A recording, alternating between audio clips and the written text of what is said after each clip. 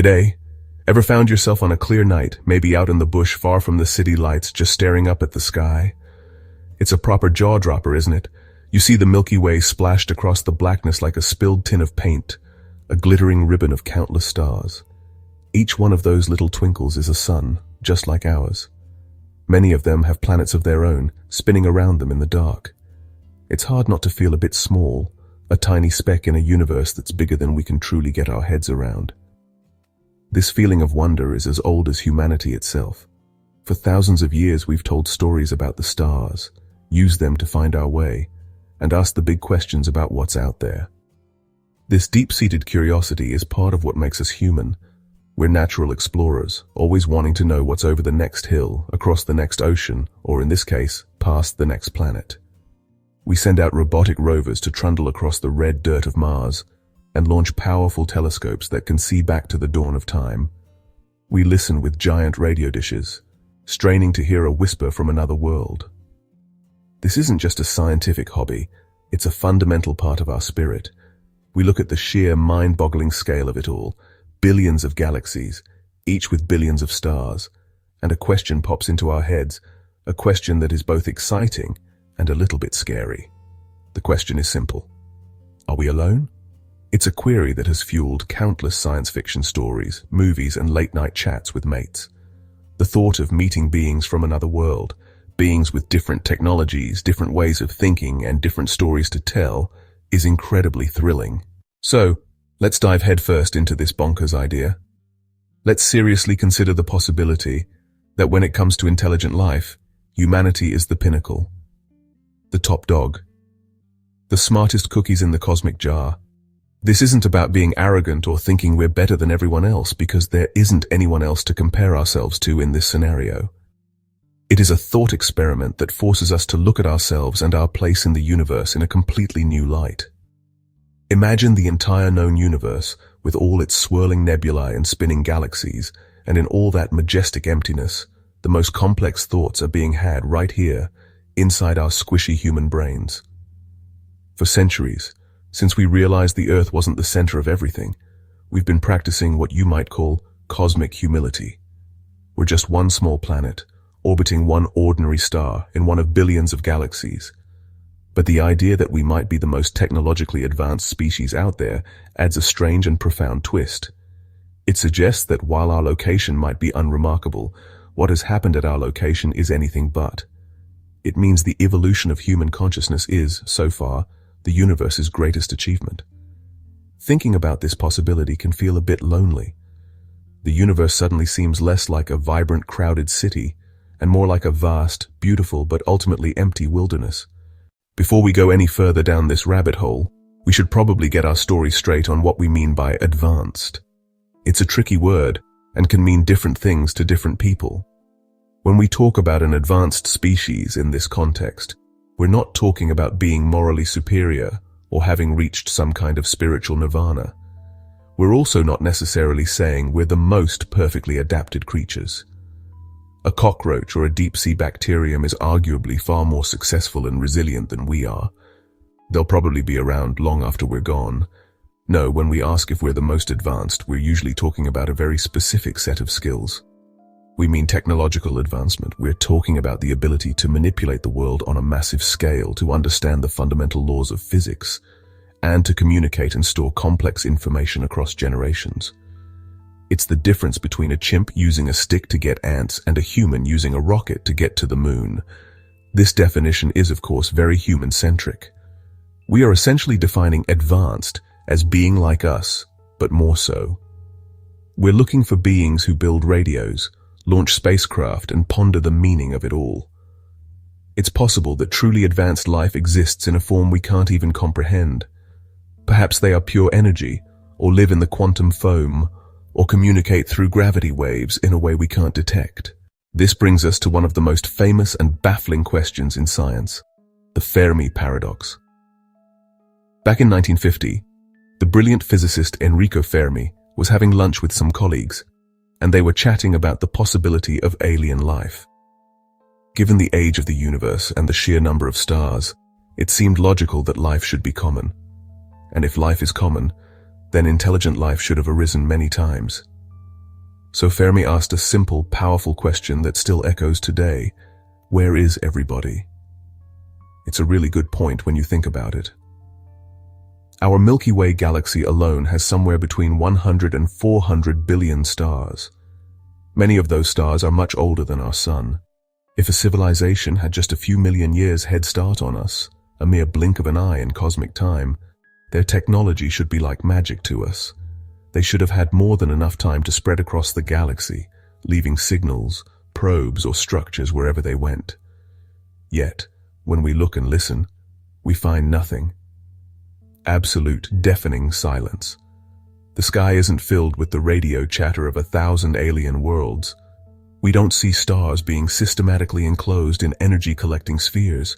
We haven't found a single alien probe sitting on the moon or parked in the asteroid belt. It's just empty. So, if advanced life should be out there, why haven't we found it? Scientists have come up with a whole bunch of possible explanations, some more hopeful than others. One popular idea is called the Great Filter. This theory suggests that there is some kind of massive hurdle, or filter, that most life forms fail to overcome. This filter could be anywhere on the evolutionary timeline. Maybe it's incredibly rare for life to start at all. Perhaps the jump from a simple single cell to a complex multicellular animal is the big challenge that almost no one passes. Another possibility is that the Great Filter is still ahead of us. This is a much more worrying thought.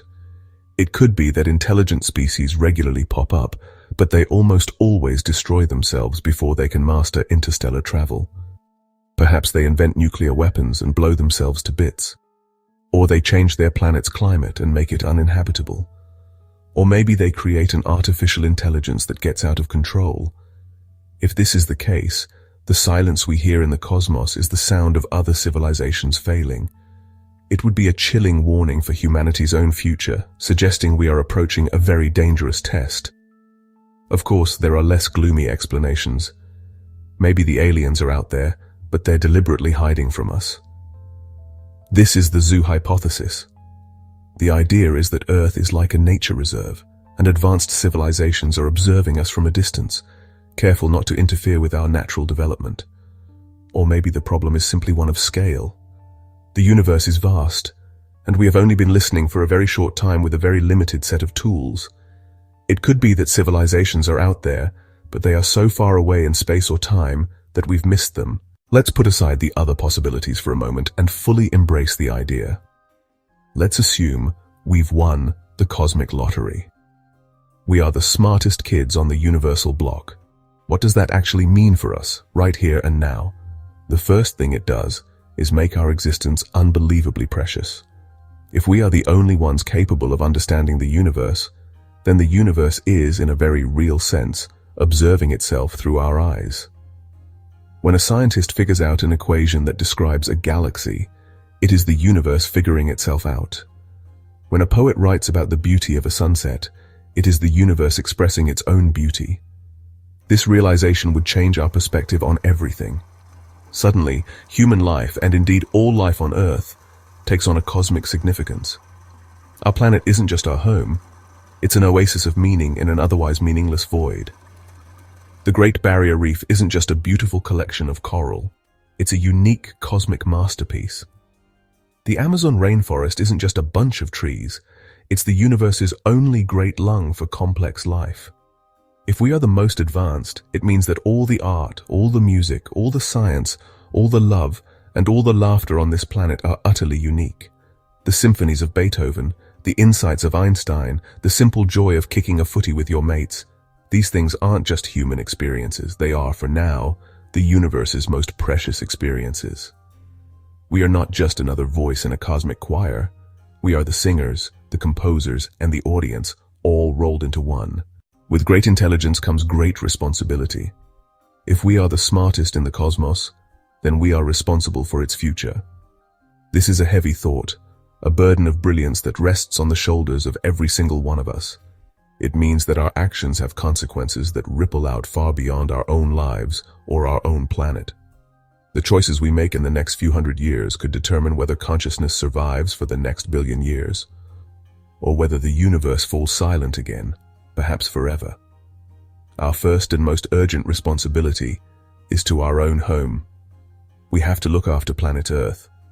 It's the only lifeboat we have in a vast and empty ocean. This means getting serious about climate change, about preserving biodiversity, and about creating a sustainable way of life. It's no longer just an environmental issue, it's a cosmic one. Our second responsibility is to ourselves. We have to find a way to get along. If we are the sole bearers of the torch of intelligence, we cannot afford to extinguish it in a fit of self-destructive rage. We must overcome our ancient tribal instincts and work together as a single species. This means investing in education, promoting peace, and fighting poverty and inequality. Finally, we have a responsibility to the future. Our job is to carry the torch forward. We must continue to explore, to learn, to create, and to wonder. Our ultimate long-term goal should be to become a multi-planetary species, to spread the seed of life and consciousness to other worlds. This would be our gift to the universe, a way of paying back the incredible good fortune of our own existence. It would be our way of ensuring that even if we eventually fade, the cosmos will not be left entirely empty and dark. So what if we're it? What if we are the smartest things going around? It might seem like a lonely and daunting prospect, but I reckon it's also the most hopeful and inspiring idea of all. It transforms us from passive spectators in a crowded cosmic drama to the main characters in the greatest story ever told. This idea encourages us to look at each other with new eyes. When you realize that every human being around you is a carrier of the universe's only known spark of high intelligence, it fosters a sense of awe and respect. The person serving you coffee, the kid kicking a ball in the park, the scientist in a lab, we are all part of this extraordinary phenomenon. We are all family, united by our shared, precious consciousness. This realization is the ultimate antidote to hatred and division. We are all in this together, and our collective potential is limitless if we choose to embrace it. This doesn't mean we should stop looking and listening. The search for other life must continue because we don't know the answer for sure. But while we search, we should act as if we are the only ones. We should be the wise, compassionate, and forward-thinking species that we hope to find somewhere out there in the stars. In a way, we have to become the aliens we've always been looking for. In the end, whether we are alone or not, the path forward is the same. We need to be kinder to each other, smarter about how we treat our planet, and bolder in our dreams for the future. The universe has given us the incredible gift of a conscious mind that can appreciate its own splendor. Our job is to cherish that gift, to nurture it, and to ensure it has a future. Let's be the beacon of hope in the cosmos. Let's make sure our story is not a short, tragic tale of a species that was too smart for its own good, but a grand, epic saga of how life from a small blue planet reached for the stars and filled the silence with art, science, and hope. The future is in our hands. Let's make it a good one.